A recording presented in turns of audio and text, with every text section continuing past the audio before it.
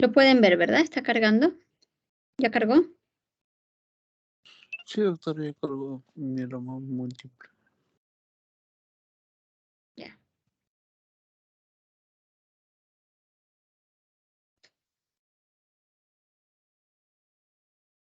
Cuando hablamos de mieloma múltiple, vamos a hablar de una de las neoplasias hematológicas más frecuentes.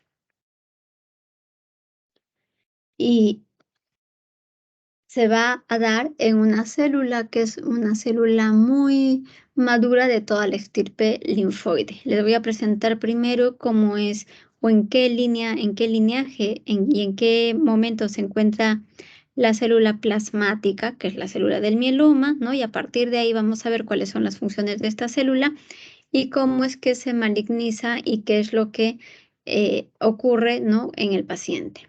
¿Ya?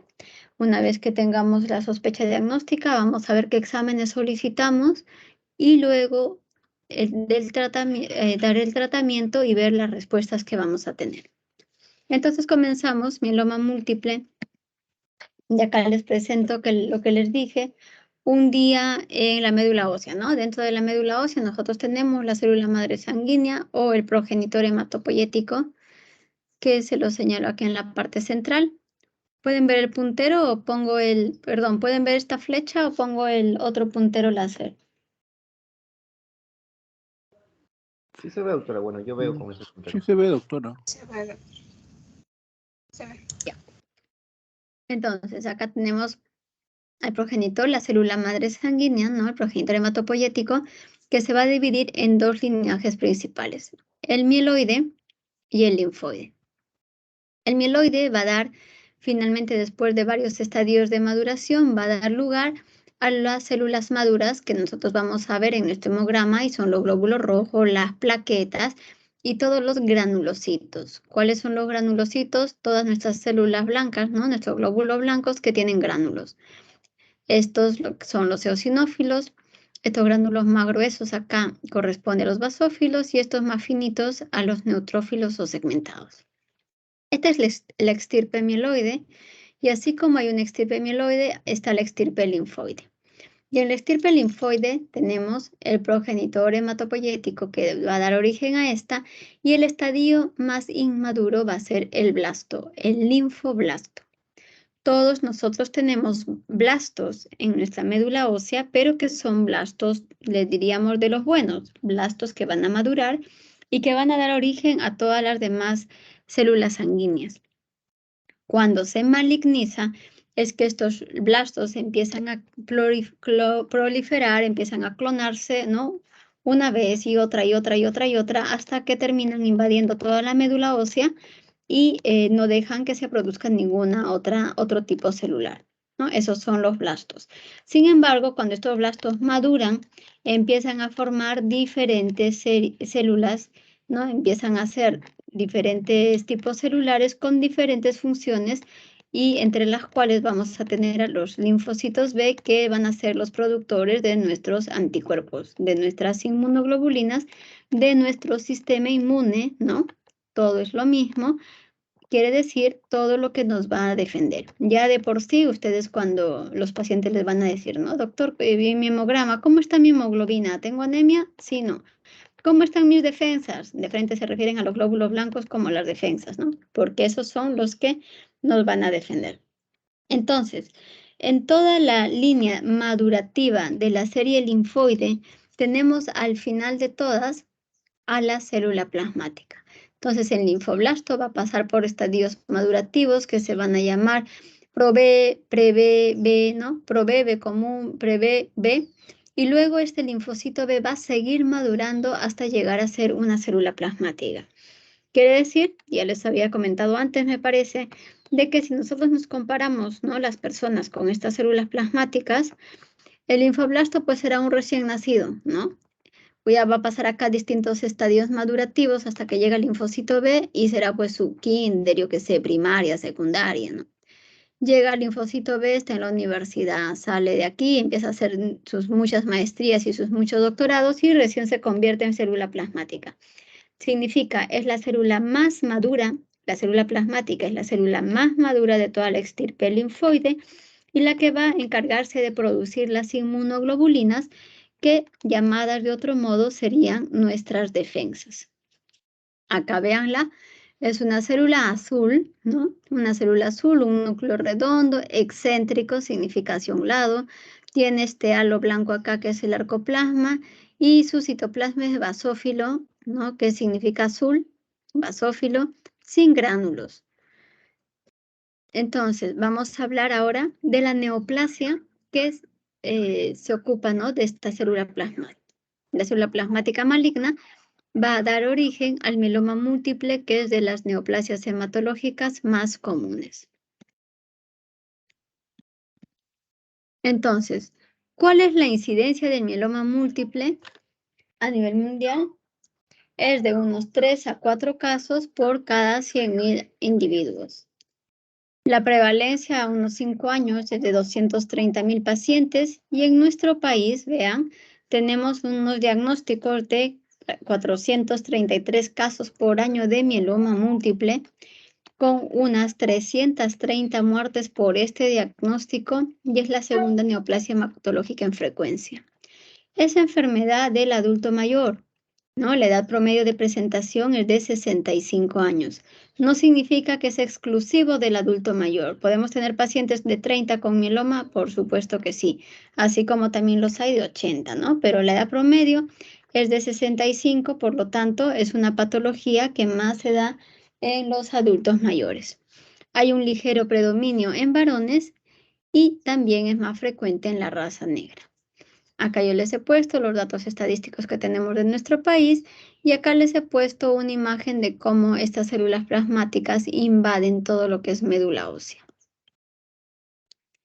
Para nosotros reconocer sintomatología, ¿no? Signos y síntomas de mieloma múltiple en nuestros pacientes, nosotros debemos recordar siempre este acrónimo.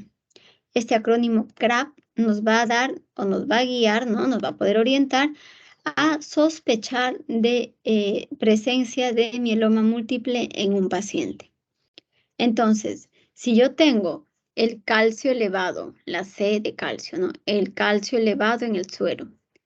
Si tenemos un grado de insuficiencia renal, la R es de riñón, ya renal. Un grado de insuficiencia renal. Tenemos anemia, ¿no? Una citopenia, la anemia. Y la B de lesiones líticas, B en inglés bones, ¿no? CRAP, y por eso este acrónimo CRAP nos hace sospechar que podríamos estar frente a mieloma múltiple en un paciente. Acá les he puesto imágenes para que no se olviden del calcio. Acá está el riñón para ver la insuficiencia renal, pacientes que vienen con anemia. Y estas son las lesiones líticas que quiero que vean, ¿no? Que es la que pueden estar, se ven con mayor claridad en calota craneana, ¿no? Ahí está la calota con todas estas imágenes líticas que son más oscuritas. Y también estas mismas imágenes las podemos ver acá, en el hueso, en huesos largos, ¿no? Entonces, el mieloma múltiple va a ser una neoplasia hematológica, ¿no? De la célula plasmática que va a afectar mucho huesos y también riñón. Si hay dos órganos fundamentales a los que les gusta este mieloma ir atacando es al hueso y a los riñones. Entonces, esto no se pueden olvidar, perdón, calcio, insuficiencia renal, anemia y lesiones líticas óseas, ¿no? Ahora, dentro de las citopenias, cuando yo digo las células plasmáticas van a invadir la médula ósea y como la invaden, no va a dejar que se produzcan otro tipo de células, ¿no? Entonces, si invade la médula ósea, yo tendría que tener citopenias de todos los tipos, ¿no? Tendrían que estar abajo los leucocitos, las plaquetas, no solo la hemoglobina. Vean acá que en este CRAP le dan mucha importancia a la hemoglobina. ¿Por qué? Porque es la citopenia que con mayor frecuencia se da en los pacientes con mieloma. Viendo ustedes este gráfico, ¿podrían decirme por qué la anemia es la citopenia que con mayor frecuencia se da en pacientes con mieloma y no así la trombocitopenia y la leucopenia?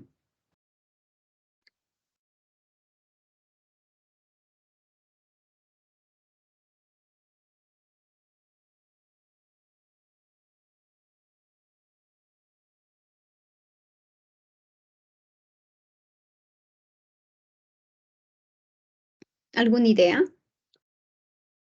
¿Por qué creen que la anemia es la citopenia más frecuente en pacientes con mieloma?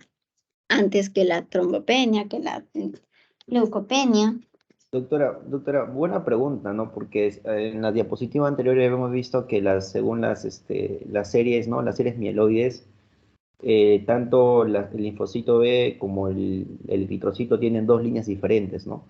Pero yendo a la pregunta, o sea, a mí me parece que el daño renal va a sufrir la eritropoyetina y ahí pues puede sufrir esta anemia, ¿no? Puede ser, ¿no? Puede ser. ¿Quién me ha contestado? Yo, doctora, Elías Ortega. Elías. Elías. Le voy a poner un punto más, Elías, porque está escuchando mi clase, ¿no? Es por eso, ¿no es cierto?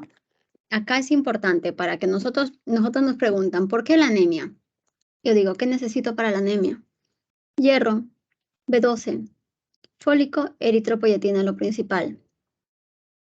¿Qué me afecta el mieloma aparte que me puede fastidiar cualquiera de estas? La eritropoyetina, ¿no? Si estoy diciendo que es una neoplasia que se va a empecinar, como quien dice, ¿no? Con el riñón y los huesos, entonces mi nivel de producción de eritropoyetina puede estar disminuido y por lo tanto la citopenia que con mayor frecuencia van a tener estos pacientes es la anemia, ¿ya? Todos los demás entendieron también esa parte, ¿verdad? ¿De dónde está? Elías. Cierto. Listo. Seguimos. Aquí están las manifestaciones clínicas y los datos de laboratorio que con mayor frecuencia vamos a encontrar en pacientes con mieloma. No son los únicos, sino que son los más frecuentes. Y si ustedes ven ahí, en lo que son manifestaciones clínicas, de lejos, ¿cuál es el síntoma que tienen nuestros pacientes con mieloma?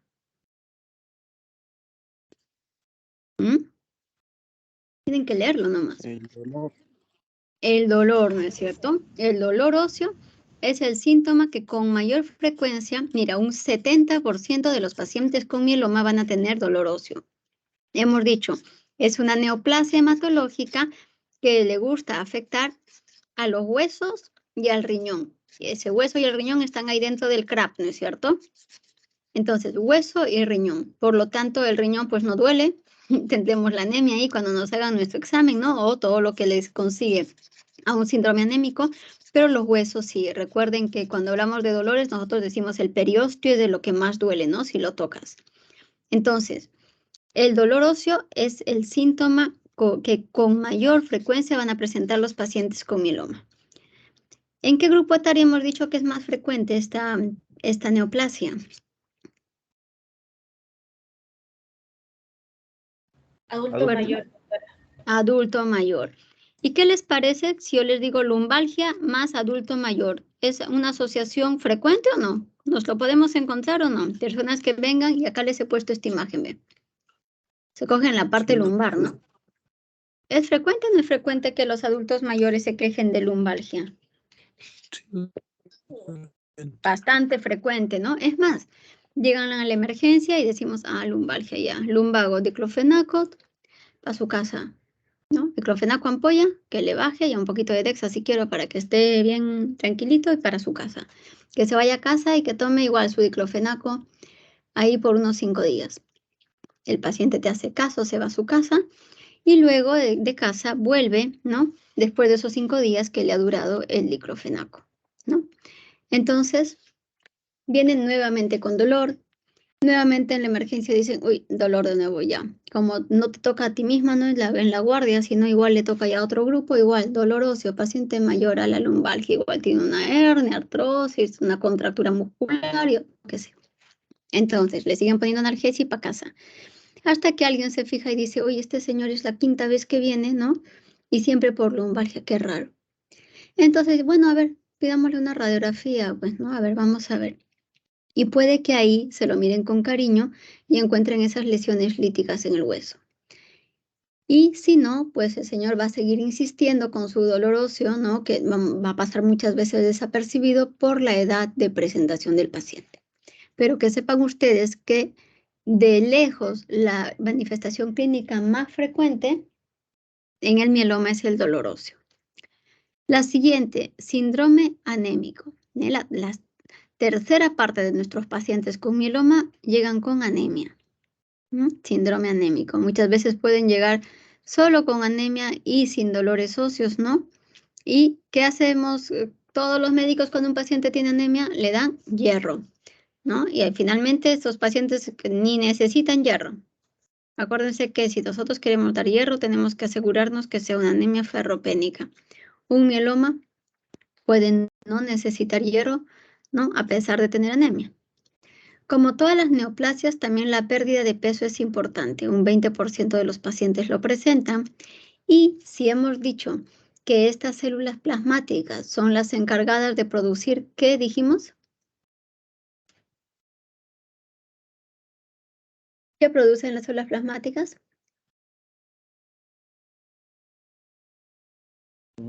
Inmunoglobulinas. Las inmunoglobulinas, los anticuerpos, ¿no? ¿Y esos anticuerpos de qué nos defienden? De los antígenos, doctora. De las infecciones, ¿no es cierto? Que van a ser los antígenos que van a llegar a nuestro cuerpo. Los bichos, cualquiera que sean bacterias, virus, parásitos, esos van a ser los antígenos, ¿no? Que van a llegar. Y si nosotros tenemos mal nuestra producción de inmunoglobulinas, ¿qué va a pasar?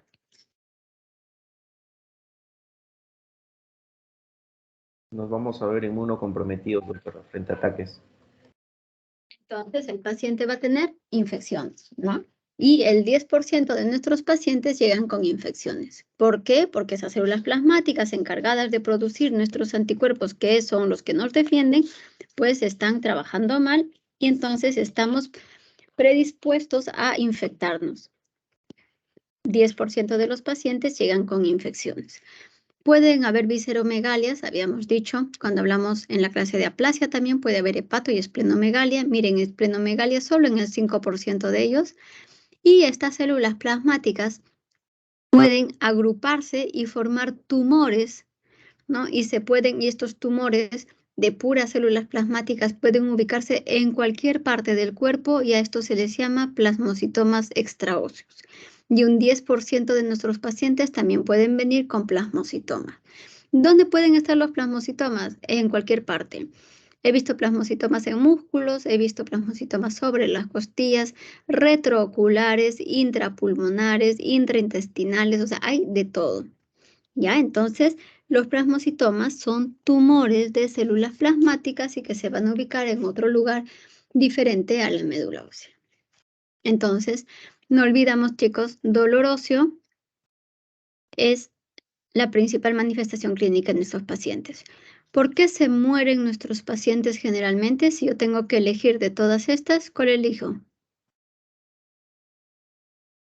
Infecciones, doctora. Infecciones. ¿Ya? Entonces, la manifestación clínica más frecuente, dolor óseo. La mayor causa de mortalidad en pacientes con mieloma, infecciones. Si yo digo causa de invalidez en nuestros pacientes, ¿cuál sería? El dolor.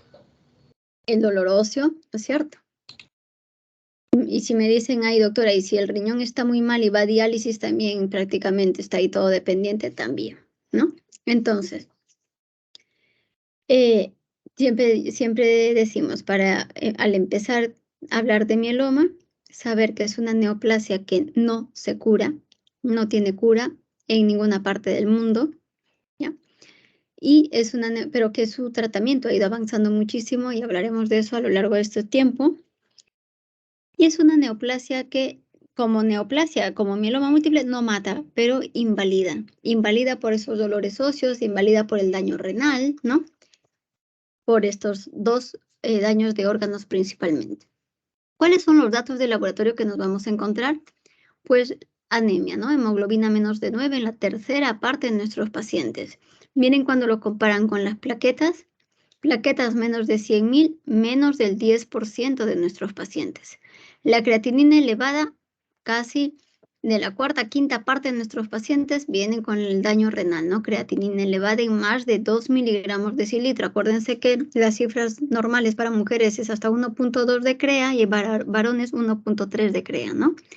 y estos tienen más de 2 en un 20-25% de los pacientes con mieloma. Y nos acordamos siempre que el calcio del CRAP tiene que estar ahí para nosotros poder valorarlo, y el calcio más de 12 miligramos de silitro también lo tienen entre el 15 a 20% de los pacientes. Entonces, cuando llega una emergencia, un paciente adulto mayor, si viene con fiebre, porque hay una infección, es fácil que le estemos haciendo el hemograma, pero hay que fijarse si viene con fiebre más dolor óseo, ¿no? Y es otra cosa. Y cuando veamos el hemograma, podemos decir cuando son mayores, muchas veces se dice hemoglobina 8, igual es desnutrido, ¿no? Igual no come bien. Entonces, fijarnos de que son síntomas o manifestaciones clínicas y datos de laboratorio que son bastante comunes, que siempre hay que sospecharlos, y ahora les voy a enseñar la manera de cómo sospecharlos más fácilmente. Entonces, si yo tengo mi célula plasmática metida dentro de mi médula ósea y esa célula en un momento de toda su maduración hizo un cortocircuito, digo yo, y se malignizó. Y luego empieza a clonarse una vez y otra y otra y otra, ¿no? Y empieza a clonarse. Entonces empieza a invadir médula ósea con puras células plasmáticas, muchas veces clonadas entre sí. Entonces hay una proliferación clonal de estas células plasmáticas. Cuando estas células plasmáticas se empiezan a clonar y a proliferar, les pregunto, por ejemplo, ¿cuáles son los tipos de inmunoglobulinas que conocemos? Yo respondo, IgA, IgG, IgM, IgD, IgE, ¿no? Hay muchos tipos de inmunoglobulina. Si yo soy una célula plasmática que produce IgG y me clono, ese mi clon, ¿qué inmunoglobulina va a producir?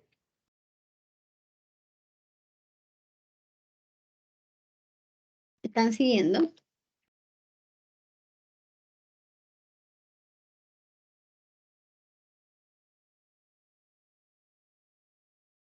¿Mm? A ver, Leonardo, ¿estás ahí? Sí, doctora, sí se le escucha. Ya, Leonardo, te pregunto.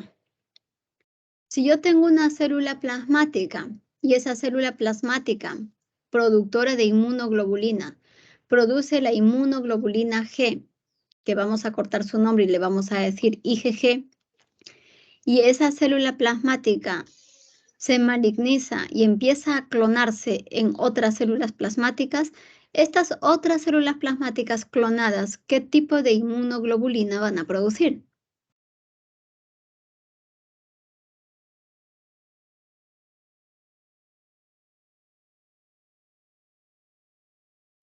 IgM, doctora. IgG también, pues, ¿no? Si son clon, son igualitas, son idénticas.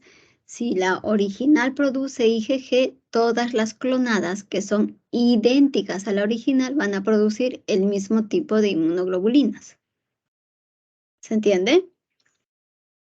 Nosotros en el cuerpo tenemos células plasmáticas que van a producir inmunoglobulinas de todos los tipos.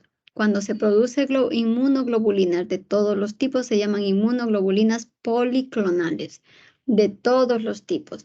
Si yo tengo una célula plasmática que se empieza a clonar, la inmunoglobulina se va a llamar monoclonal, de un solo tipo. ¿Se entiende esa parte? Doctora, ¿puede repetir esa diferencia entre policlonal doctora. y monoclonal, por favor? Acá. Pasa que esta diapositiva no sé por qué se saltó, ven, que acá no se las he mostrado. Esta. Mieloma múltiple. ¿Todos atentos, sí? ¿Están despiertos todos? Luz, ¿despierta? Sí se le escucha, doctora. Doctora. Listo. Entonces, mieloma múltiple, hemos dicho, es la neoplasia de la célula plasmática. Aquí les presento a la célula plasmática que le hemos visto en la clase de aplasia, ¿se acuerdan? Esta es la célula plasmática. Es una célula súper linda, la célula es toda azulita, su núcleo es así más rojo guindoso hacia un lado, tiene arcoplasma, un citoplasma basófilo, que en otras palabras significa azul, no tiene gránulos, ¿no? Esta es la célula plasmática. Esta es la encargada de producir inmunoglobulinas. ¿Cuánto de células plasmáticas deberíamos tener en la médula ósea? 1 a 2%. Acá hay muchas para hacer. Acá hay muchas para hacer 1 a 2%. Acá ya, demasiados. ¿Qué pasa? De que en todo el estadio de maduración de estas células plasmáticas, esta se va a malignizar y va a empezar a clonarse. Se clona una vez, se clona otra vez, se clona, se clona, se clona y va a empezar a invadir médula ósea porque empieza a proliferar. Yo decía, les preguntaba, esta célula plasmática produce inmunoglobulinas, que son nuestras defensas, son nuestros anticuerpos. Esas inmunoglobulinas hay de muchos tipos. IgA, IgM, IgG, IgD, IgH, hay de muchos tipos. Esas inmunoglobulinas que son nuestras defensas y que las hay de muchos tipos, justamente porque las hay de muchos tipos, se llama policlonales. Son de muchos tipos, policlonales. En cambio, cuando yo tengo una célula plasmática que se maligniza y empieza a clonar una vez y dos y tres y cuatro y muchísimas veces e invade médula ósea, si es que mi célula original que se malignizó produce IgG y las demás son idénticas a la primera, las demás, ¿qué tipo de inmunoglobulinas van a producir? Les preguntaba yo. IgG, doctor. La misma no es cierto, porque son células clonadas. Y como están clonadas y producen un tipo de inmunoglobulinas, se les llama inmunoglobulinas monoclonales. ¿Se entiende? Y se les puede llamar inmunoglobulina monoclonal. Son proteínas, ¿no? Entonces, proteína monoclonal, ¿no? Se les llama de la forma como ustedes quieran, pero son monoclonales, de un solo tipo de célula plasmática que ha ido clonando y proliferando e invadiendo médula ósea. ¿Sí? ¿Se entendió ahí?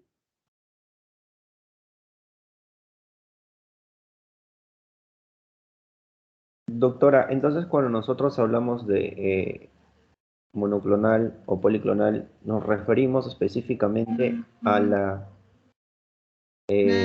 anticuerpo, a la inmunoglobulina, no a la célula plasmática. Es que la célula plasmática, no, cuando tú dices monoclonal, te refieres a la inmunoglobulina. Cuando dices una célula plasmática se clona, es diferente. Pero un mismo tipo de inmunoglobulina es una inmunoglobulina monoclonal. Se le llama proliferación clonal de las células plasmáticas, pero no se llama célula plasmática monoclonal, así no es el nombre. Ok. ¿Sí?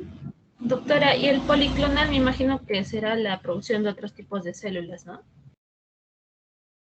Policlonal se refiere a que son muchos tipos de inmunoglobulinas, porque policlonal es el segundo nombre, hay que poner el primer nombre. Su compañero decía, ¿se llaman células plasmáticas monoclonales? No, la célula plasmática se llama célula plasmática. ¿Que clona? Sí, clona una vez y dos y prolifera clonando. Y produce un solo tipo de inmunoglobulinas porque está clonando. A la inmunoglobulina se le llama inmunoglobulina monoclonal porque es de un solo tipo. Entonces, cuando yo quiero hablar y digo, ¿y entonces policlonal qué es? Son las inmunoglobulinas policlonales, que significan inmunoglobulinas de varios tipos. Yo no puedo decir célula plasmática monoclonal. No está bien el término. No digo célula plasmática policlonal nunca.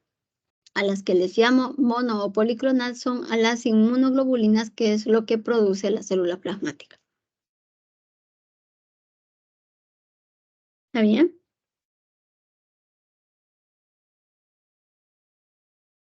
Sí, doctora, gracias. Correcto, doctora, está bien. Listo. Esto me sirve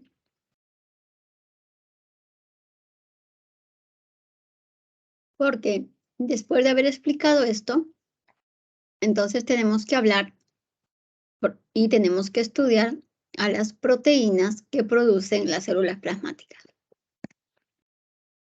Y entonces, cuando yo tengo un paciente con sospecha de mieloma múltiple, el ejemplo más clásico, varón, adulto mayor, dolor lumbar, ¿no? Que llega con fiebre, le hago un hemograma, veo que hay anemia. Si ya veo que viene muchas veces por dolores, generalmente empiezan a pedirle más cosas en el laboratorio, ¿no? En las emergencias. Y si no, como les dije anteriormente, se van a sus casitas con analgésico. Las inmunoglobulinas son un tipo de proteínas, son nuestros anticuerpos. Por lo tanto, si yo tengo una cantidad excesiva de células plasmáticas de un solo tipo, es decir, clonales, voy a tener un tipo de inmunoglobulinas que se va a ir produciendo en mayor cantidad. Esa es mi inmunoglobulina monoclonal. Esa inmunoglobulina es una proteína, por lo tanto también le puedo llamar proteína monoclonal. Otro nombre que le han puesto es paraproteína monoclonal y otro nombre que le han puesto es proteína M de monoclonal. ¿Ya? Siempre resaltando su característica de que es monoclonal y que es un tipo de proteína monoclonal. Por lo tanto, si las células plasmáticas se dedican a producir proteínas, ¿no? Que es lo mismo que yo diga, las células plasmáticas se dedican a producir anticuerpos, que es lo mismo que yo diga, las células plasmáticas se dedican a producir inmunoglobulinas. Ya se los repito así porque no quiero que tengan confusión cuando lean, cuando estudien con los términos, ¿ya? Porque algunos lo llaman de una forma y otros de otra. Entonces, como las células plasmáticas producen muchas proteínas, nosotros finalmente en el mieloma múltiple vamos a hacer el estudio de estas proteínas. Entonces, ¿de qué tipo son nuestras proteínas? Nuestras proteínas en un mieloma son del tipo de las globulinas. ¿Ustedes se acuerdan un perfil hepático cómo es? Se hace el dosaje de proteínas totales y luego se dividen en albúmina y globulina, ¿verdad? Lo normal que es que haya más albúmina o más globulina.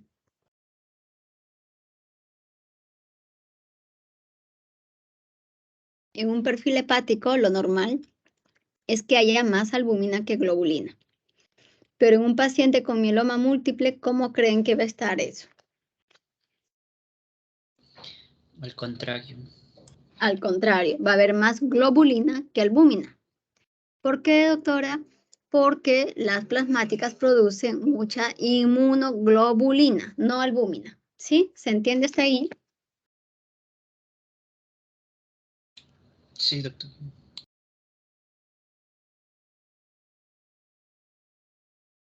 Entonces, empezamos a estudiar las proteínas. Hacemos un conteo, un dosaje de las proteínas totales y decimos que por favor nos digan cuánto es albúmina y cuál es globulina.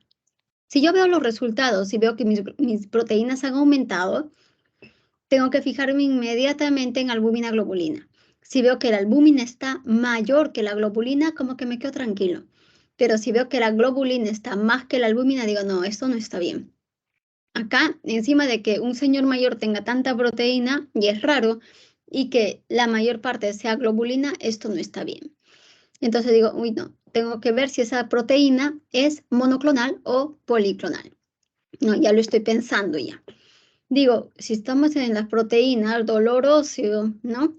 Y paciente adulto mayor y todo, bueno, voy a fijarme, igual tiene proteínas, adulto mayor, mieloma. Me fijo el riñón cómo está.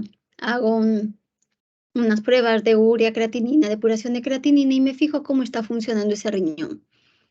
Pido este parámetro bioquímico, que es la beta-2 microglobulina, que es muy específico, o sea, no es específico, pero es muy sensible en lo que es mieloma múltiple. Nos ayuda muchísimo. Cuando este marcador está elevado, nos puede estar diciendo mieloma activo. Si doy tratamiento y ese marcador está normal, puedo decir, uy, este mieloma está, nada, controlado, está estable, no hay mieloma. ¿Ya? Entonces, la beta-2 microglobulina es muy importante como un parámetro que nos va a marcar la actividad del mieloma. No es específico, pero sí es muy sensible, ¿no? En CRAP hemos visto que calcio era el electrolito que teníamos que fijarnos. ¿Por qué? Porque como va a haber resorción ósea, como hay daño óseo, el electrolito que va a aumentar en suero va a ser el calcio. Como estoy estudiando proteínas en sangre cuando hago proteínas totales y fraccionadas, y también empiezo a buscar proteína en orina. Para ver, ¿tanta proteína se produce? Tengo que eliminarla. Pues vamos a buscarlo. ¿Está la proteína en la orina, sí o no? Y el otro marcador bioquímico, que no es tampoco específico, pero también es importante, es la deshidrogenasa láctica, el DHL. Acuérdense que DHL aumenta cuando empieza a aumentar la producción celular y en este caso aumenta la producción de las células plasmáticas, por lo tanto el DHL puede estar elevado. Estos son los exámenes básicos que se hacen, lo básico que hemos tenido que pensar y hemos tenido que pedir. ¿Qué es lo que más nos ha hecho sospechar esto? La inversión de la relación albúmina-globulina. Esa inversión de albúmina-globulina nos ha hecho pedir estos exámenes básicos. Entonces, después de tener esto, yo puedo hasta llamar al hematólogo para decirle, oye, acá hay algo, ¿no? Por favor, revíseselo. Acá igual, ¿qué estás pensando? Igual puedo pensar en un mieloma, pero aún no le he pedido los exámenes de especialidad. ¿Cuáles son los exámenes de especialidad? Son toda esa segunda columna. Entonces, cuando yo quiero demostrar que esa proteína es anómala, que es monoclonal, yo tengo que hacer un examen que se llama electroforesis de proteína. En la electroforesis de proteína, nosotros vamos a tener unos resultados donde nos tendrían que decir, tienes un poco de IgG, tienes otro poco de IgM, tienes otro poco de IgA, y así todos los Igs que tenemos en el cuerpo, todas las inmunoglobulinas. ¿Qué pasa? Si tenemos un paciente con mieloma múltiple, nos dicen, no, tú tienes un montón de IgG, pero no tienes de los otros. Entonces, en la electroforesis se va a marcar un pico por la clonalidad que ahora se los voy a mostrar. Una vez que se marca un pico de producción de inmunoglobulinas, yo tengo que decir, necesito saber si estas son monoclonales. Y para ver la clonalidad, hago mi inmunofijación. Acá en la electroforesis yo empiezo a fijarme si hay un pico de inmunoglobulinas de algún tipo y la inmunofijación me dice son o no son clonales. Luego tengo que hacer mi dosaje para ver cuál es la inmunoglobulina que ha aumentado. La IgG, la IgA, la IgM, cuál es y en cuánto ha aumentado. Por lo tanto, hago el dosaje. Así como hago el dosaje de las cadenas libres de las inmunoglobulinas, que ahora les voy a presentar la estructura para que se puedan ubicar mejor. Entonces, todo esto de acá van a hacer el estudio de lo que son proteínas. Y luego tengo que fijarme cómo están los huesitos.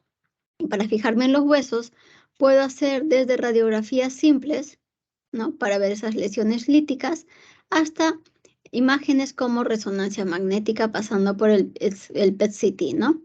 El PET-scan que llamamos.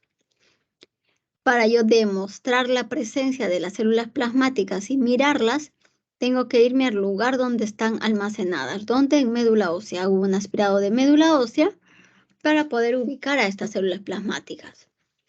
Una vez que hago el aspirado, tomo muestra también para el estudio de cromosomas, que es la citogenética, y el estudio molecular del cariotipo, que lo podemos hacer por FISH. ¿Qué es eso? Es también estudiar los cromosomas, pero con unas sondas específicas. Y también puedo tomar muestra para realizar un inmunofenotipo. ¿Qué es el inmunofenotipo? Es un examen donde las células, en este caso de la médula ósea, van a pasar en un citómetro de flujo y van a ser analizadas una a una para ver qué tipo de células son y si están siendo aberrantes o no. Entonces, esos son todos los exámenes que se pueden hacer y yo les voy a ir ahora describiendo cada uno de ellos para que los puedan ubicar. Esto es bastante en letras, ¿no? Pero ahora vamos a verlo en ejemplo, cómo es que se nos van a presentar todo este estudio de proteínas, ¿no? La electroforesis con la inmunofijación y cómo es que se componen las inmunoglobulinas. ¿Ya? Entonces, Estudio del mieloma múltiple es como decir, vamos a estudiar las proteínas y lo que me interesa saber es si es que son monoclonales. Estos son los exámenes básicos que generalmente se hacen: hemograma, perfil hepático renal, ¿no? Y acá nuestros parámetros que nos interesan: beta 2 microglobulina, calcio, DHL y el demostrar las proteínas en la orina. Entonces, acá tengo mi electroforesis de proteínas. Esta imagen superior izquierda, y así, aquí sí quiero por favor que presten atención, ¿ya? Entonces acá tenemos la distribución normal de las proteínas. Cuando hacemos una electroforesis de proteínas, nosotros lo que vamos a obtener es un gráfico en el que nos van a decir cómo están distribuidas nuestras proteínas. ¿Cuáles son nuestras proteínas? Acá la tenemos: albúmina y las globulinas, ¿no? Entonces, lo normal, y vean en el gráfico la imagen en celeste, es que tengamos más albúmina, hemos dicho, que globulinas. Entonces, la albúmina está acá. En la electroforesis nosotros vamos a tener región de la albúmina y luego una región que es alfa 1, alfa 2, beta y gamma. ¿Ya? Entonces, esta es mi electroforesis y yo tengo la albúmina en la región albúmina que está acá. Hay en bastante cantidad. Y mis globulinas, que son los otros tipos de proteínas, se van a repartir en el resto de mi gráfico de electroforesis en las distintas regiones. Y acá ustedes ven en la alfa 1, en la alfa 2, en la beta y en la región gamma, que prácticamente es plano. Esto es una electroforesis normal. Albúmina más, mucho más que mis globulinas, que van a ir en todas las regiones alfa 1, alfa 2, beta y gamma. ¿Qué pasa en un paciente con mieloma? En un paciente con mieloma, las proteínas aumentan muchísimo, ¿no? Y acá lo tenemos en este verde limón, ¿no? Ahí están, las proteínas han aumentado y yo tengo también un nivel de albúmina. Tengo mis globulinas que están repartidas acá un poquito, ¿ven? En la región alfa 1, acá hay otro cachito en la alfa 2, acá hay otro en la beta, y acá ustedes ven que en la región gamma hay un pico mucho más grande. Entonces acá tengo un tipo de globulinas de un solo tipo, ¿no? Porque se me han juntado todas en la misma posición. Un solo tipo de proteínas que están en la región gamma. Como es un solo tipo de proteínas, le decimos proteína monoclonal, ¿no? Proteína monoclonal. Y como está en la región gamma, se llama gammapatía monoclonal.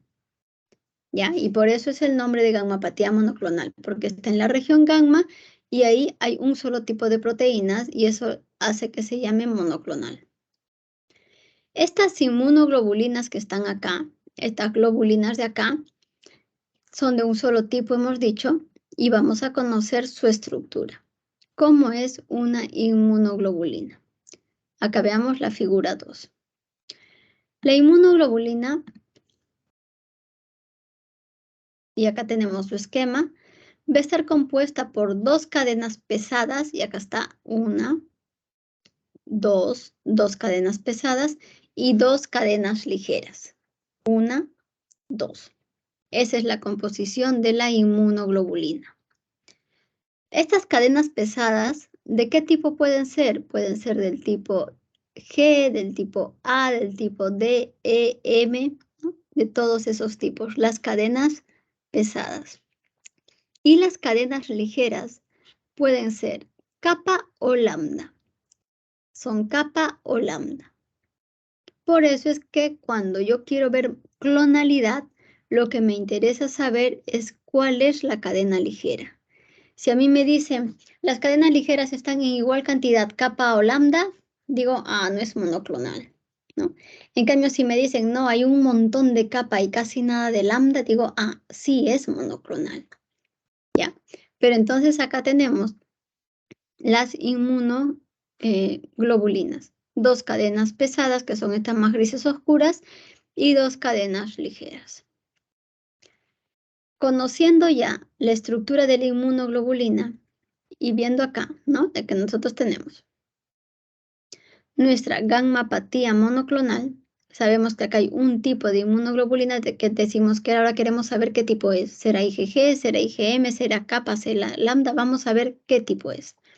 Y para saber qué tipo es, hacemos la inmunofijación. Cuando hacemos la inmunofijación, nosotros vemos acá en un patrón normal, tenemos que ver cómo en estos se llaman test de agarosa, ¿no? Empiezan a correr las proteínas y empiezan a pintarse. Esto es lo del paciente, patrón electroforético del paciente. Y entonces acá ustedes ven de que hay un pocillo para IgG, hay otro pocillo para IgA, otro pocillo para IgM, otro pocillo para las cadenas ligeras lambda y otro pocillo para las cadenas ligeras kappa. Entonces, nosotros ponemos las muestras del paciente aquí en la parte superior y empiezan a correr, corre, y acá, por ejemplo, se empieza a pintar, ¿no? Acá la parte más oscura. Acá también empieza y acá hay más tenue, pero todavía se pinta un poco. La siguiente, súper tenue, pero ahí está. Y acá vemos que las cadenas ligeras lambda están oscuritas y las cadenas ligeras kappa también, aunque en un color un poco más tenue que este. Pero nosotros podemos ver que hay kappa y hay lambda, ¿no? Un poco de cada uno, pero de los dos coexiste. En cambio, cuando yo tengo o hago una electroforesis a un paciente con mieloma, tenemos acá el mismo patrón del electroforético del paciente, tenemos el pocillo para IgG, IgA, IgM, cadenas ligeras lambda kappa, y cuando se pone la muestra del paciente, ¿qué pasa? Empieza a pintarse mucho más acá en la IgG. Si está a este nivel, me fijo a este nivel, ¿qué es todo lo que está? ¿No? Y cuando veo es una IgG, ¿de qué tipo? Kappa o lambda, lambda. Acá tengo IgA, sí. IgM casi no se ve, ¿no? Pero lo que acá me marcan bien clarito es la IgG y lambda. Y si yo hago una comparación de lambda con kappa, a este nivel, ¿no? Que está oscuro, a este nivel prácticamente ni se ve el kappa. A diferencia de esto, acá se ve lambda y acá se ve lambda. Acá se ve lambda y acá no se ve lambda. Entonces, cuando nosotros queremos leer un resultado de estos, vemos este pico, digo, ahí este es un pico monoclonal, acá hay una gammapatía monoclonal. ¿De qué tipo? Me voy a la inmunofijación. Y si ustedes ven en esta inmunofijación, ¿qué tipo de gammapatía monoclonal sería? A ver, ¿qué es lo que les está pintando más?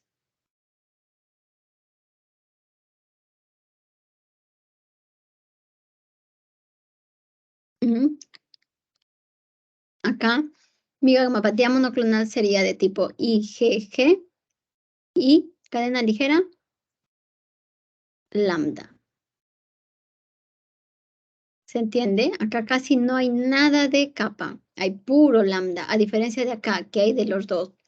¿Quién me da la clonalidad? Las cadenas ligeras. Si hay de ambos tipos, no es clonal. Si hay de un solo tipo, sí es clonal. ¿Y qué clonalidad tiene? Lambda. ¿Qué tipo de inmunoglobulina es? Una IgG, que nomás tengo que ver el pocillo que pinto más, IgG lambda. ¿Se entiende?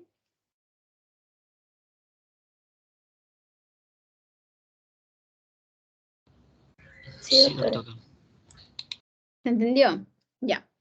Entonces, dentro de estas inmunoglobulinas, las más frecuentes son las IgG, un 55%, le siguen las IgA, 30%, las de cadenas ligeras, 15%, y luego mucho menos la IgD, IgE, IgM, IgH. Entonces, una vez que yo estudio mis proteínas, hago mi dosaje de inmunoglobulinas, de cadenas ligeras, y todo, y tengo mi gráfico ahí bien puesto, ¿no? Yo tengo que decir, bueno, ¿quiénes han producido todas estas proteínas? Son las plasmáticas. Pues vamos a verlas. Y cuando hacemos un aspirado de médula ósea, nosotros esperamos encontrar más de un 10% de células plasmáticas.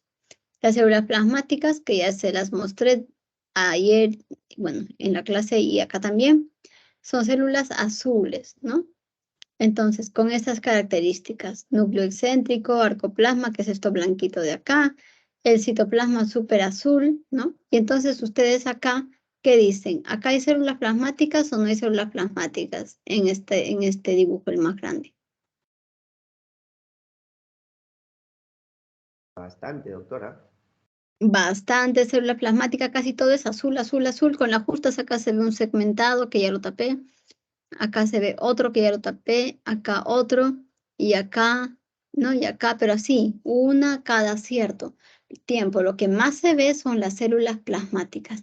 Por lo tanto, acá tengo más del 10% de células plasmáticas en un aspirado de médula ósea. Estas células plasmáticas las hay de muchos tipos. Estas, las clásicas, las que se les he presentado ya de otra clase, tamaño mediano, núcleo redondo excéntrico, presencia de arcoplasma, citoplasma basófilo sin gránulos, ¿no? Estas son las células plasmáticas, las más bonitas, como quien dice. Pero estas pueden ser aún más aberrantes y empezar a tener no solo un núcleo, sino dos núcleos. Y a veces no solamente son binucleadas, sino que son, esta, por ejemplo, tetranucleada, tiene 4 núcleos. Acá tiene 2, 3, 4, 5, 6, 7, 8, 9 núcleos, ¿no? O sea, empiezan a tener muchos núcleos y eso nos habla de la aberrancia. Otro tipo de células plasmáticas son estas, ¿no? Que ya no se ven así como estas todas azulitas, pero cuando las analizamos en el inmunofenotipo, sí dan las células las características de células plasmáticas, ¿no? Aberrantes.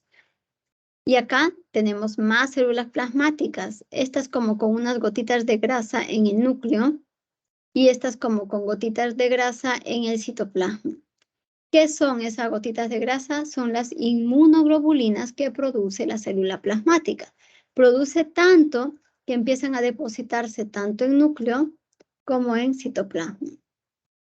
En núcleo se les llama inclusiones de Dutcher, en citoplasma inclusiones de Russell, pero a esta célula sí que está llenita de inclusiones de inmunoglobulinas se le llama célula de Mott, MOT. ¿Hasta ahí bien, chicos? Sí, doctora. Ya. Seguimos. Entonces, para nosotros poder diagnosticar de mieloma, necesitamos tener criterios diagnóstico para mieloma. Y esos criterios diagnóstico para mieloma se van revisando siempre por el Grupo Internacional de Trabajo de Mieloma. Y entonces este grupo nos dice que nosotros podemos definir mieloma múltiple cuando tenemos una médula ósea con 10 o más % de células plasmáticas. Y acá la tienen, ¿no es cierto? Más del 10% de células plasmáticas o una biopsia de un plasmocitoma extracelular. Esto sumado a estos eventos que les llama eventos que definen mieloma. Vean, acá dentro de los eventos que definen mieloma está nuestro CRAB, del que habíamos hablado a inicios, ¿no? Entonces, si nosotros tenemos más del 10% de células plasmáticas en médula ósea y además hipercalcemia o insuficiencia renal o anemia o lesiones líticas, ya tenemos el diagnóstico de mieloma. Lo mismo, estos otros biomarcadores de malignidad, donde te dicen, si yo tengo en mi médula ósea más de 60% de células plasmáticas y es mieloma. Si yo tengo en el dosaje de las cadenas ligeras, el ratio de la cadena afectada, en nuestro caso lambda, sobre la cadena no afectada, en nuestro caso kappa, es más de 100, también es un diagnóstico de mieloma. Y si tiene alguna lesión extraósea, ¿no? En una resonancia magnética también es un mieloma. Entonces, no hay que olvidar que hay eventos que definen mieloma, que es nuestro clásico CRAB, ¿no? Y también otros que son biomarcadores de malignidad que me definen mieloma. Entonces, con estos datos de aquí, nosotros vemos de que o me podrían preguntar ustedes, ¿no? Doctora, hipercalcemia de cuánto, insuficiencia renal de cuánto, anemia de cuánto. Y esto vamos a tenerlo acá más explícito. Entonces, ¿cómo yo diagnostico mieloma múltiple? Se diagnostica un mieloma múltiple cuando tiene células plasmáticas en médula ósea clonales en más o igual a un 10%, ¿no? 10% más, ya me está diciendo mieloma, siempre y cuando esté a la vez con uno de estos marcadores. Entonces, médula ósea, más de 10% de plasmáticas o presencia de un plasmocitoma, necesitan algún otro marcador para poder decir mieloma. ¿Y cuáles son? Esos eventos que definen mieloma son el CRAP, ¿no? Y entonces acá cuando hablamos de hipercalcemia ya tenemos valores. Hipercalcemia con calcio mayor de 11 miligramos de decilitro. Insuficiencia renal, que significa creatinina mayor de 2 miligramos por decilitro. Anemia con hemoglobina menos de 10 gramos de decilitro o que hayamos bajado 2 puntos, ¿no? Del límite inferior de lo normal. O si hay lesiones óseas osteolíticas en una radiografía, en un PET-CT, en cualquiera. ¿Ya? Entonces nuestro CRAP va ya con sus valores. Calcio más de 11, creatinina más de 2, anemia menos de 10 y las lesiones osteolíticas, no osteoblásticas, sino osteolíticas. Esos serán los eventos que definen mieloma y tenemos los biomarcadores, ¿no? ¿Y cuáles son esos biomarcadores? Si yo tengo 60 o más células plasmáticas en médula ósea, si la relación o el ratio de las cadenas ligeras libres afectada sobre no afectada es más de 100 o si hay más de una lesión focal en los estudios de resonancia magnética. ¿Hasta ahí se entendió, chicos?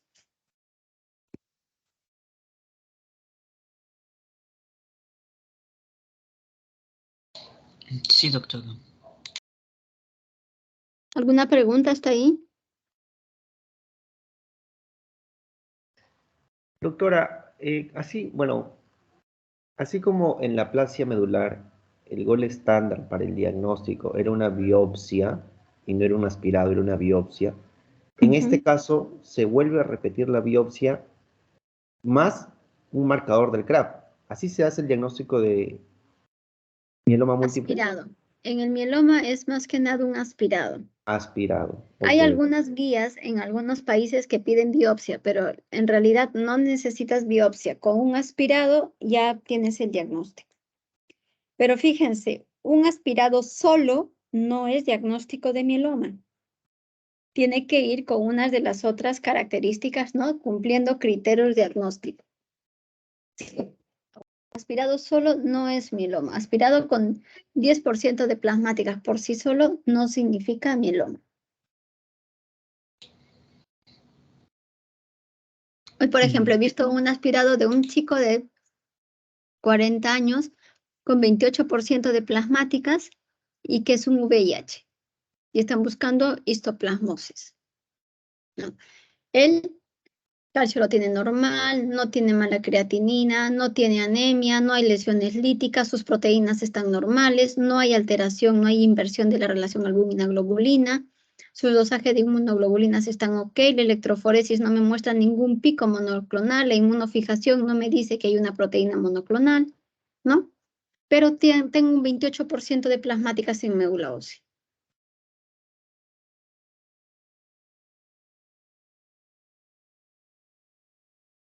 Donde una médula ósea de por sí es mieloma, es aquí, vean. Porcentaje de plasmáticas de médula ósea mayor o igual a 60%, eso sí ya es mieloma.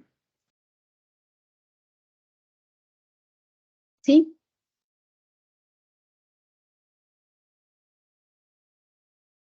Sí, doctora. Perfecto.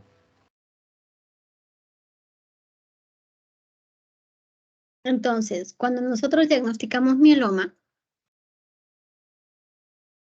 igual que cuando un oncólogo diagnostica un tumor sólido, los familiares siempre van, ¿no? Y preguntan, ¿está en inicios, está en fase terminal? ¿No? Te están preguntando en qué estadio está. Nosotros en las neoplasias hematológicas tenemos estadios sí, pero no basado en el TNM de los oncólogos, ¿no? Ellos tienen el tamaño del tumor, los ganglios linfáticos afectados y las metástasis, ¿no? Nosotros no. Nosotros, por ejemplo, en el caso de mieloma, estudiamos al inicio este sistema pronóstico internacional que nos podía decir, de acuerdo al estadio en que lo ubicábamos, cuál era la mediana de supervivencia de nuestros pacientes. Y entonces, hasta hace unos años, nuestros parámetros para este sistema pronóstico internacional solo eran beta 2 microglobulina, que acuérdense, les dije, era de los marcadores más sensibles para mieloma, no es específico, pero sí muy sensible, y la albúmina, porque la albúmina, cuanto más bajita está, significa que la globulina es la que está elevándose como loca, ¿no? Entonces, esos eran nuestros dos parámetros, solo esos para poder decir nuestro pronóstico. Y entonces, con beta 2 microglobulina baja en menos de 3.5 y más bien albúmina elevada en más de 3.5, nosotros decíamos nuestro paciente está en estadio 1. Cuando la beta 2 microglobulina ya no estaba en 3.5, sino pasaba a más de 5.5, de frente lo mandábamos a estadio 3. Y cuando estaba en medio, por ejemplo, beta 2 microglobulina menos de 3.5, albúmina menos de 3.5, y esto es lo que cambia, o beta 2 entre 3,5 y 5,5, lo dejábamos en 2. Entonces, así como la aplasia que les dije, ¿no? Para reconocerlo, severo de muy severo es la cifra de neutrófilos, menos de 200 muy severo, menos de 500 severo. Acá era la beta 2 menos de 3,5, estadio 1, más de 3,5, estadio 3, en medio, estadio 2. Este sistema pronóstico se revisó con los años y entonces se llamó Sistema Internacional de Estratificación Revisado. Si este era el ISS, este es el ISS revisado. Y cuando revisaron, ellos agregaron algunos parámetros más. Fíjense que está igual a beta 2 microglobulina, mismas medidas que el anterior. Acá el estadio 3, la beta 2 igual, misma medida que el anterior. La albúmina, lo mismo, pero agregaron la deshidrogenasa láctica. Cuando está normal es estadio 1, cuando está elevada es estadio 3. Se fijaron además en la citogenética. La citogenética recordamos que es el estudio de los cromosomas, ¿no? Entonces dicen, si hay ausencia de alto riesgo citogenético, estadio 1, cuando hay alto riesgo citogenético, estadio 3. ¿Cuál es ese riesgo citogenético? Estas translocaciones que se pueden observar cuando uno hace el estudio del cariotipo. Y entonces, por ejemplo, ahí te ponen, ¿cuáles son de alto riesgo citogenético? Estas translocaciones. Si mi paciente en su estudio me sale una de ellas, digo, uy, este es un estadio 3. Si no me sale ninguna de estas, digo, ahí es estadio 1, ¿no? Y voy a depender mucho de la beta 2 para ponerlo aquí en medio como estadio 2. ¿De qué me sirven estos estadios? Porque me van a ayudar a ver el tiempo de supervivencia en mi paciente. Y así, el estadio 1 puede tener una supervivencia global de 62 meses, que es un poco más de 5 años. El del estadio 2, 44 meses, que es un poco menos de 4 años. Y el estadio 3, ¿no? Que es el peor, digamos, nos da una supervivencia global de un poco más de 2 años. ¿Ya? Entonces, los parámetros súper importantes eran el beta 2, ¿no? Principalmente, y la cantidad de albúmina. Y a esto pues se han agregado ya otros marcadores que ahora se utilizan mucho en lo que son diagnósticos, monitorizaciones en neoplasias hematológicas. Entonces, cuando nosotros decimos, bueno, diagnosticamos mieloma, ahora en la actualidad, en cuanto se diagnostica un mieloma se empieza el tratamiento. Antes, no tantos, ni 10 años atrás, cuando tú diagnosticabas mieloma, tenías que decir, ¿está dormido el mieloma? Es decir, es un mieloma quiescente, también le llaman smoldering mieloma, ¿no? O el mieloma ya está activo.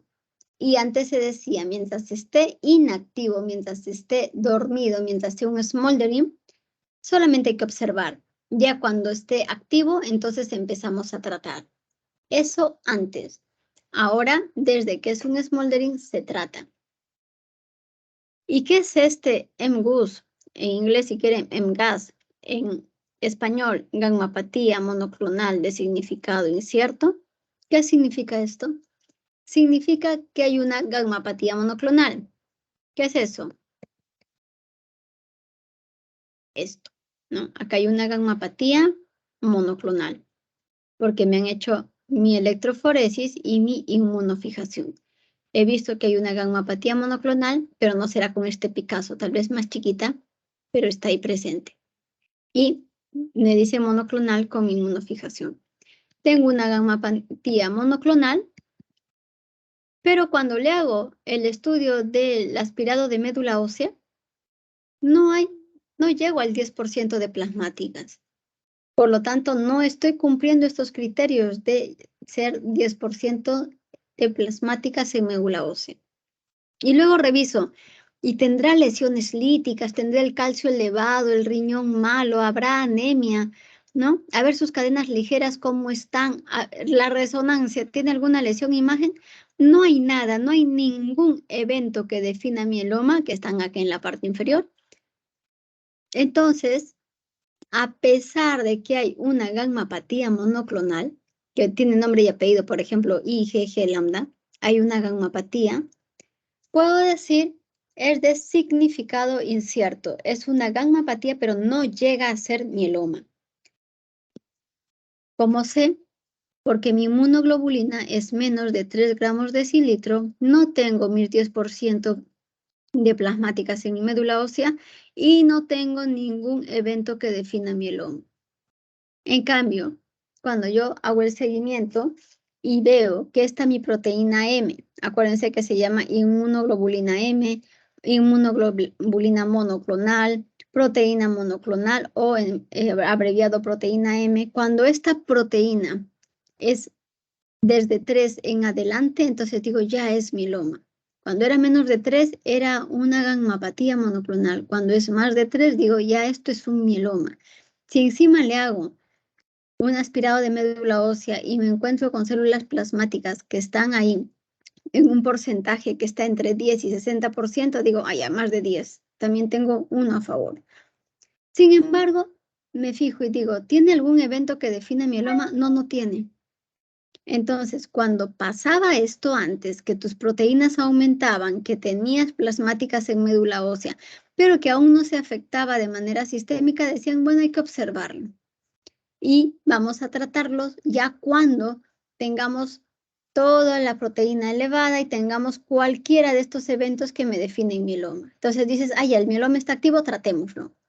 Eso hasta hace 8 años, 10 años que les digo.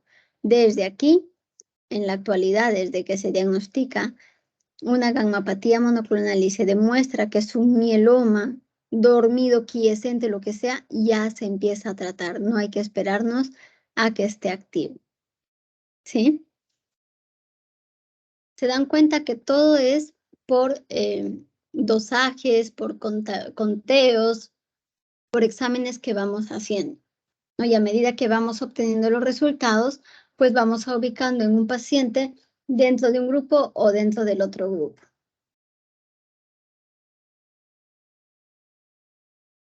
¿Hasta ahí vamos?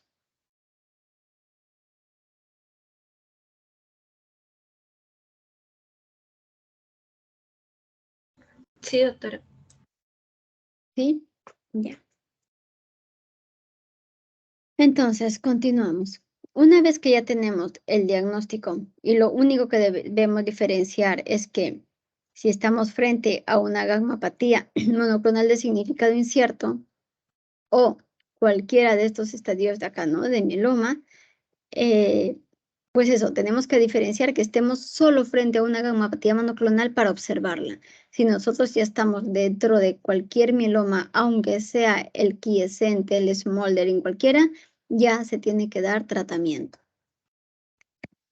Entonces, ¿cuál es el tratamiento que vamos a dar en estos pacientes? El tratamiento, como en toda neoplasia y hasta ahora, es la quimioterapia.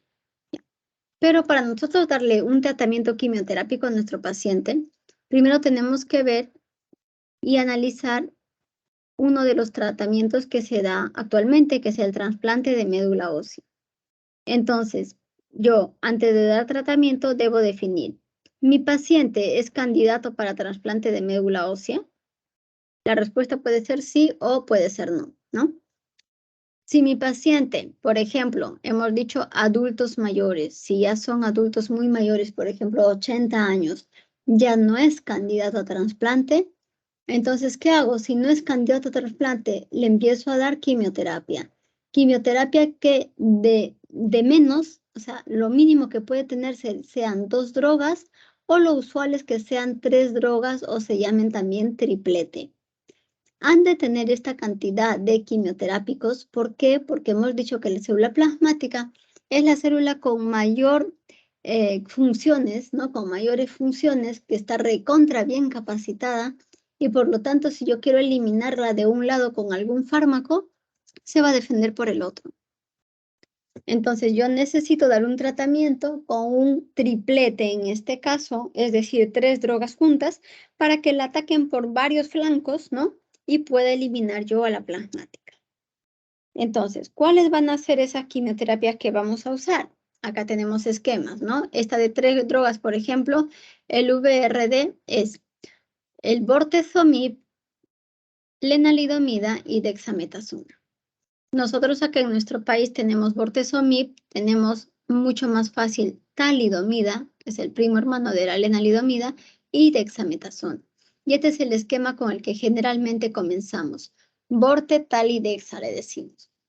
Entonces, como mi paciente, en este caso he decidido que no es candidato a trasplante de médula ósea, entonces lo que yo hago es, le empiezo a dar este régimen de tratamiento y puedo hacerlo unas 6 veces, por ejemplo, unos 6 ciclos, y luego ver si es que lo puedo mantener con algo.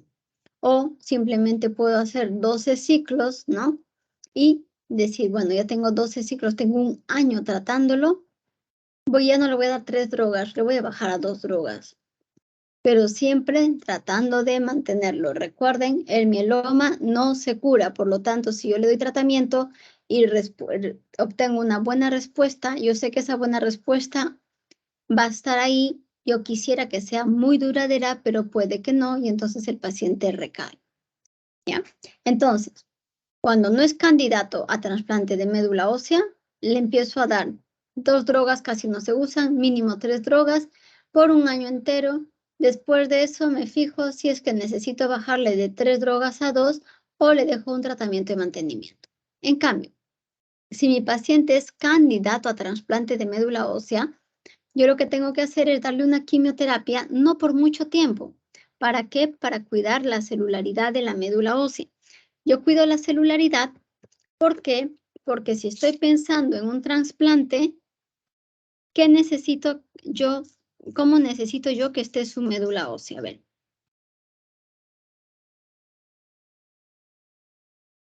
Cuando yo hablo de trasplante, ¿a qué tipo de trasplante me refiero cuando hablo de un mieloma múltiple? ¿Alogénico o autólogo?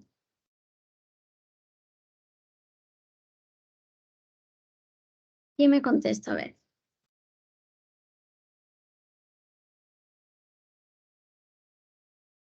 Un trasplante de médula ósea en un mieloma múltiple,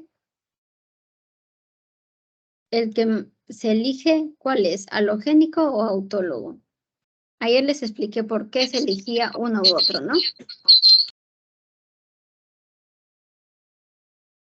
¿Cuál Doctora, creen? A ver. doctora, ¿me escucha, doctora? Sí. ¿Podría aquí sí iniciarse un tratamiento de trasplante de médula ósea tipo autólogo? Autólogo. Es Elías, ¿verdad? Sí, doctora. Ya. ¿Por qué Elías? A ver. Porque en este caso, las series progenitoras que serían los blastos no están comprometidos. Bueno, Ujú. ajá. Entonces es fácil, ¿no? ¿Por qué? Si los blastos no están comprometidos y hemos dicho que estas células plasmáticas más bien ya son el estadio más madurativos, ¿no? Se han malignizado ahí en todo ese tremendo camino que tienen de maduración. Los blastos los tenemos bien. Por lo tanto, si yo elimino el mieloma múltiple de mi paciente, no voy a tener plasmáticas, mis blastos van a nacer bien, porque eso sí, están naciendo bien, ¿no? Entonces, puedo yo hacer una colecta de mis propias células madre con la intención de luego hacerme un trasplante autólogo, ¿sí? Entonces, cuando pasa eso y yo digo, mi paciente es candidato a trasplante, por ejemplo, tiene 50 años, ¿no? Hacemos trasplante autólogo hasta los 70. Tenemos un paciente de 50 años, mieloma múltiple, digo, no, este tiene que ir a trasplante y lo antes posible, ¿no?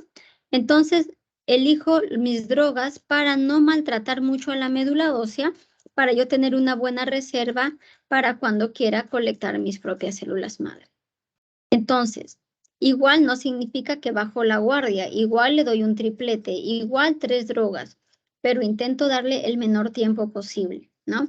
Mientras al otro lado te dicen de frente, ya, por un año déjale tales cosas, aquí no. Por ejemplo, aquí lo que hacemos es, ponemos un esquema de 3 drogas, que puede ser el mismo que este, bortezomib, lenalidomida, dexametasona, y lo podemos dar de 4 a 6 ciclos. Pocos ciclos para que no se maltrate la médula, para que no empobrezcamos la médula y yo pueda obtener buenos progenitores hematopoyéticos. Yo puedo dar, por ejemplo, 4 ciclos, hago mi trasplante de médula ósea autólogo y luego puedo completar estos 2 ciclos. Puedo dar 6 ciclos, hago mi trasplante de médula ósea autólogo y luego lo puedo dejar con mantenimiento, por ejemplo, solo con lenalidomida. O igual, hago mis 6 ciclos, hago mi trasplante y digo, no, ahora yo lo observo. Voy a ver cuánto le dura el trasplante, no le voy a dar ningún mantenimiento porque he visto que mi paciente me ha respondido a la primera, ¿no? El mieloma ha sido sensible, entonces lo voy a dejar descansar de la quimio y ya está. Entonces, sí hay esas alternativas, ¿no? Cuando nosotros queremos llevar a un paciente a trasplante, alogénico, autólogo, ahí sí el que ustedes quieran, necesitamos que la enfermedad que tiene esté en lo posible en 0. Por ejemplo, un paciente con leucemia recién diagnosticado, ¿su primer tratamiento puede ser trasplante? No. Primero tenemos que eliminar todas esas células leucémicas y después recién cuando nos digan ya no hay leucemia en la médula ósea, recién podemos pensar en hacer un trasplante. En el caso del mieloma también eso es lo ideal. Eliminamos todas las células plasmáticas, nos fijamos que todo eso, esos exámenes alterados vuelvan a estar bien. Tenemos luego la electroforesis ya sin pico monoclonal, la inmunofijación que ya no me muestra tampoco el componente monoclonal, mis dosajes, todo normal, se normaliza todo esto y entonces yo digo, allá, mi paciente va a ir sin enfermedad al trasplante y eso es mejor. En mieloma puede ir el paciente de acuerdo a su respuesta, en respuesta completa, en muy buena respuesta completa y en respuesta parcial. Esos son los 3 tipos de respuestas que nos permiten llevar a un paciente con mieloma múltiple a un trasplante autólogo de médula ósea. Doctora, ¿y cómo yo sé si está en respuesta completa, respuesta parcial, muy buena respuesta parcial? Hay criterios también de evaluación, criterios diagnósticos donde yo voy a poder, con los cuales yo voy a poder saber en cuál tipo de respuesta está mi paciente y ahí se los pongo. No hay necesidad de que ustedes memoricen todos esos criterios de respuesta. Nosotros también, una vez que damos el tratamiento, pedimos los exámenes de reevaluación y luego calculamos, ¿no? Sacamos ahí nuestra hojita de respuestas y nos fijamos en cuál respuesta está mi paciente. Si mi paciente va en respuesta completa, es decir, sin enfermedad, yo digo, oh, qué bien, porque entonces va a salir súper bien del trasplante y el trasplante le va a durar bastante tiempo. Ahora, pregunta, ¿el trasplante de médula ósea autólogo en un paciente con mieloma múltiple lo cura? ¿Sí o no?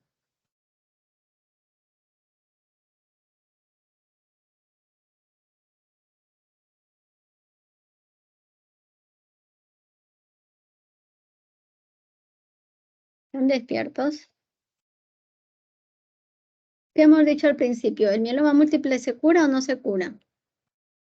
No tiene cura, doctora. No tiene cura. Por lo tanto, ¿el trasplante de médula ósea lo va a curar? No. No lo va a curar, ¿no? Si ya les digo, no tiene cura, el trasplante no lo cura. No hay cura para el mieloma múltiple. Doctora, ¿y entonces para qué le hacemos un trasplante? ¿No? Entonces, ¿qué pasa? Cuando nosotros tenemos, ¿dónde hay un lápiz acá?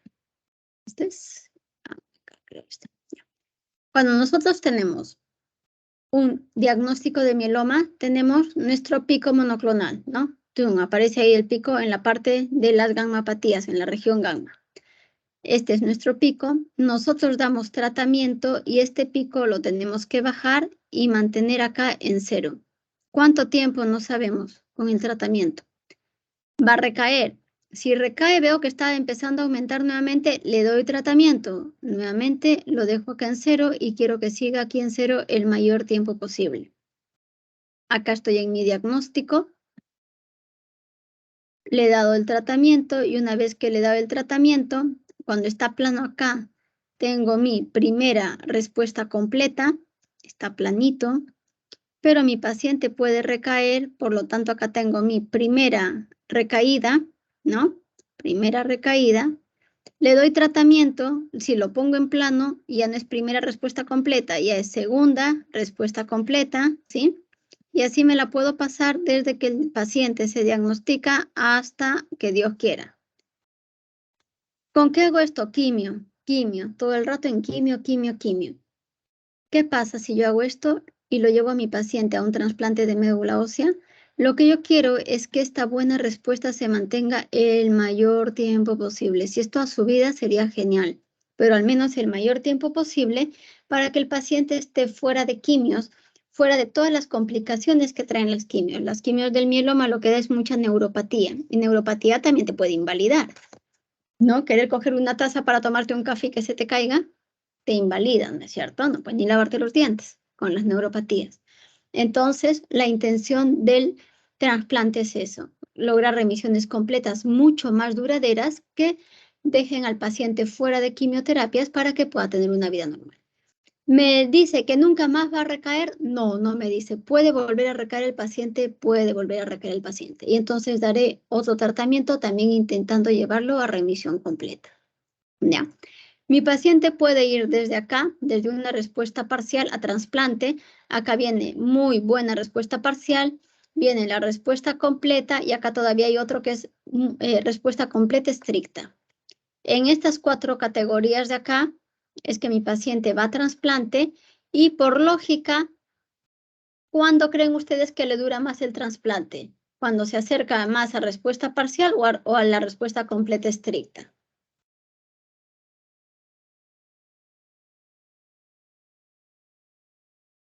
¿Mm?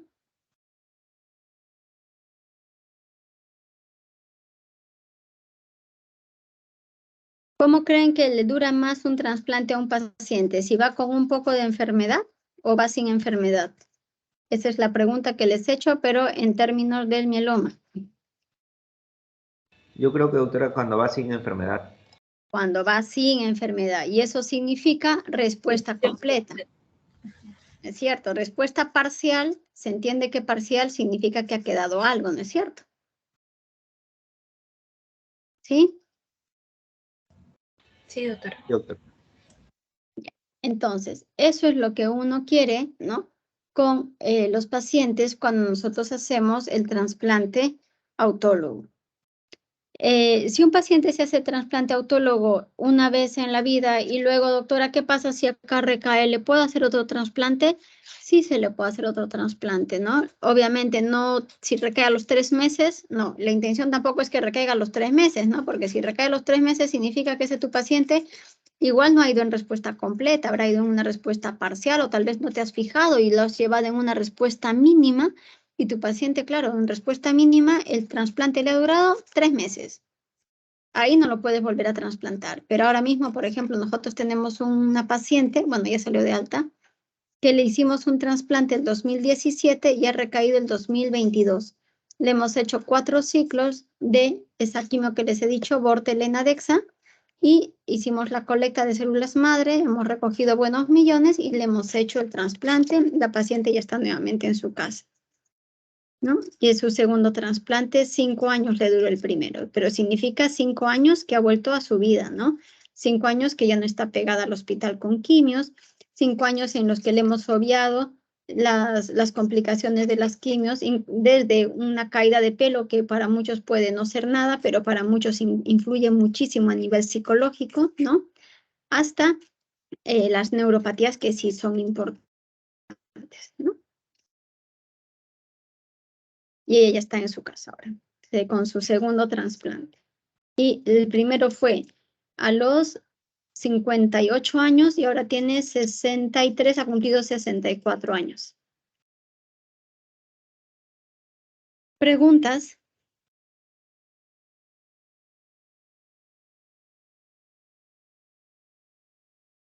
¿Pocas preguntas? ¿Todo claro? ¿Todo bien? ¿Les quedó claro eso de los resultados de las inmunofijaciones y de la electroforesis, donde ustedes pueden ver su pico, sí? Ahora, cuando nosotros nos dan los resultados, no, a ver, si ustedes ven y ya con el gráfico lo sacan, súper bien, ¿no?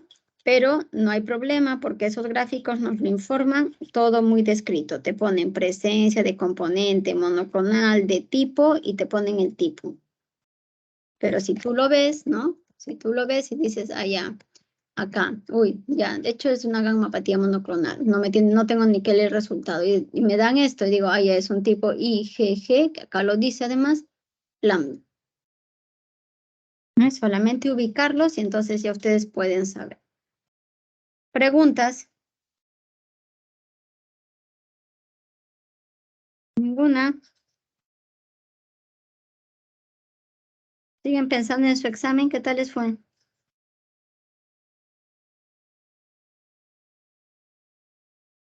Tampoco.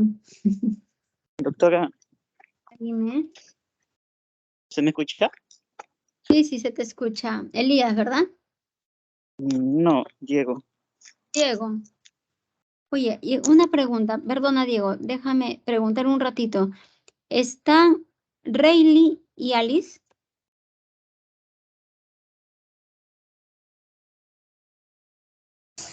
Sí, doctora, disculpe, lo que pasa es que al inicio había puesto el volumen de mi audio, estaba muy bajo, y luego cuando pasó las diapositivas ya me di cuenta que estaba comenzando. Por eso no le llegué a contestar, pero sí me avisó el compañero, el delegado, de que me había llamado. Yo no le quería interrumpir, sí. Ya, ojalá, bueno, no te olvides, Brian, de tomar la lista, por favor, ¿ya? ¿Y Rayleigh? ¿No entró? Él sí que no está, ¿verdad? A ti te voy a poner presente, pero... Rayleigh no. Ya, listo. Diego, dime. Doctora, disculpa, no sé si mencionó, creo que había uno de los tratamientos que también se podría realizar en el paciente con mieloma múltiple. Había leído que también se le podría realizar lo que es la plasmaféresis, debido a que los pacientes solían tener complicaciones como la hiperviscosidad. No sé si eso sí es cierto. Es muy raro. Eso es generalmente cuando el componente monoclonal es de tipo IgM, pero entonces hay que hacer un diagnóstico diferencial con una patología que se llama Waldenström. Macroglobulinemia de Waldenström. Nosotros casi no se ven. Son bien, o sea, el mieloma, cuando tú empiezas a tratarlo, van súper bien, salvo que te vengan con estos síntomas de hiperviscosidad, pero ni aún así, ¿no? Con la plasmaféresis generalmente podrían ser los mielomas múltiples de tipo IgM, son bien raros. Mira que ni siquiera justo estamos en esa diapo, creo. Espera, voy a levantar esto. Mira, excepcionales, ¿ves? Las del tipo IgM son excepcionales. Las más comunes son las de tipo IgG. Así que si tú me preguntas a mí si he visto un mieloma de tipo IgM, no he visto un mieloma IgM. He visto un Waldenström, sí, ¿no? Que son los linfoplasmocitos, son otro tipo de células que producen esa hiperviscosidad. Los pacientes empiezan con unas gingivorragias así bien marcadas y se puede hacer recambios plasmáticos, sí.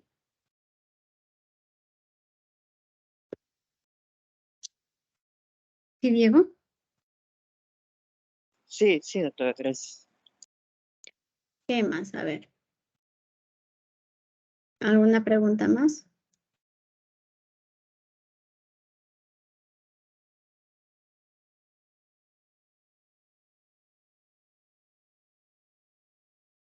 ¿Todo bien?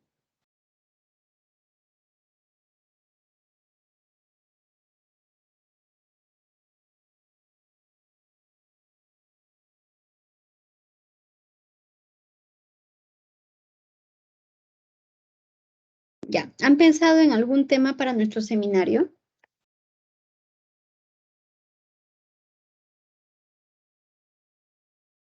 ¿Qué temas tienen en nuestro capítulo de hemato? ¿Qué temas han visto con los otros docentes para seminario? Doctora, yo Para estaba nosotros. pensando, Por ahora, ¿Sí? por ahora doctora, yo estaba pensando solamente en el hay grupo dos. del A ver, seminario de plasia medular, pero no sé si se pueda. A ver, esperen. Están hablando dos a la vez. Uno a uno. A ver, preséntese y vamos hablando y así todos y así quedamos en algo, porque esa es la única que nos va a quedar pendiente de clase, ¿verdad? Bueno, Brian es el delegado. El que le habla, doctora, es Elías. Elías, dime. Sí, doctora, bueno, mi grupo lo hemos hecho por lista, que es Mayumi, el que le habla, Pantoja, Diego, y si no me equivoco también está Leonardo Pérez. Ujú. Queríamos hablar o queríamos hacer el seminario sobre aplasia medular, pero ya lo hemos visto en la teoría con usted y no sé si se pueda volver a repetir el tema en el seminario. ¿Quieren repetirlo? ¿Y si Bueno, hacemos displasias? bueno, también yo no tendría problema, no sé si mi grupo tiene algún problema.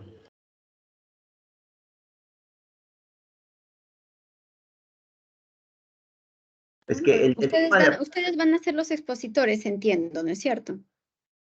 Sí, los cuatro, los cuatro. A ver, Displasia medular estaría bien, creo.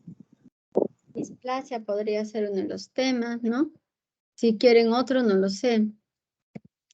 O si prefieren aplasia y me dicen, doctora, lo que pasa es que queremos, yo qué sé, queremos volver a repasar, ya está, también.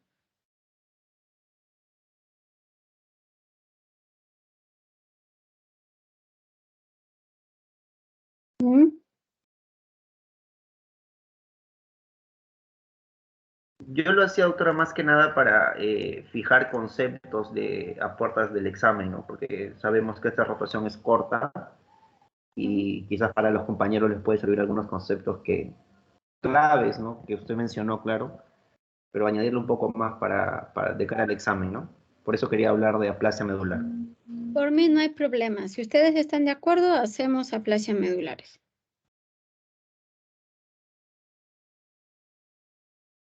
¿Sí? Sí, doctora, está bien. Ya. Entonces, aplasia medular. Entonces están Mayumi, que está, ¿verdad? Mayumi, de acuerdo. Van Elías, que es el que me ha hablado, que sí está de acuerdo. Entonces, Diego y Leonardo. Y el resto, Miguel, Brian, Rayleigh, Alice, Diana, Brian y Luz, ¿de acuerdo? ¿Sí? doctora, como lo estaba mencionando mi compañero, la doctora Isabel, nos había mencionado que nos vamos a dividir por grupos, ¿no? El primer grupo, que es el compañero Elías, Diego, también la compañera Mayumi y, y, y el compañero Leonardo, ellos son un grupo. Luego el segundo grupo que está conmigo, está el compañero Miguel, Alice, Rayleigh y yo. Nosotros habíamos escogido el tema de lo que son las anemias hemolíticas, pero estamos en duda, no son varias, y estamos en duda y también queríamos preguntarle cuál nos, o mejor dicho, cuál nos recomendaría, qué tipo de anemia hemolítica hacer. ¿Cuáles han encontrado? A ver.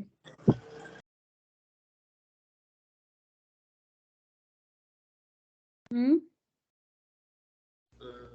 Doctora, nosotros habíamos encontrado anemias hemolíticas de las gestantes, anemias hemolíticas en recién nacidos, como más dirigido a casos clínicos. Ya. Entonces, no sabíamos a cuál dirigirnos, por eso queríamos consultarlo a usted, más o menos, a qué nos podríamos dirigir. Ya, pero es que hay una cosa, chicos, vean, yo voy a hacer un seminario con ustedes, ¿no es cierto?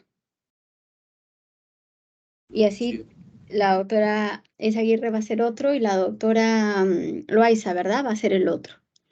Entonces, la idea es que tengamos los 3 temas para hacer los seminarios y con esos 3 temas, depende del docente que esté, entonces los va a poder orientar mejor. Por eso yo les pregunto conmigo cuál de ellos sería, ¿no? Para yo poder ponerme de acuerdo con ustedes. O que me digan ya, no, doctora, nosotros, yo qué sé, Diana, Brian y Luz, vamos a hacer el seminario tal con tal docente. Ah, ya, perfecto. Tal, hacemos tal con tal docente y tal, hacemos tal con